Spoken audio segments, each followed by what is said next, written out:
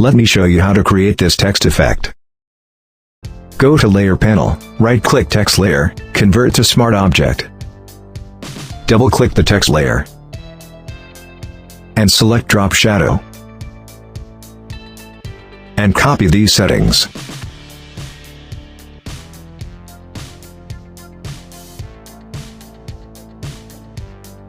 And press OK. Then, press Ctrl T. And press up arrow key once, and down arrow key once.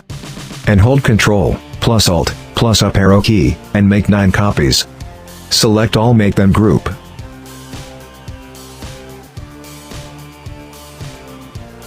Double-click Group Layer. And select Drop Shadow. And copy the settings.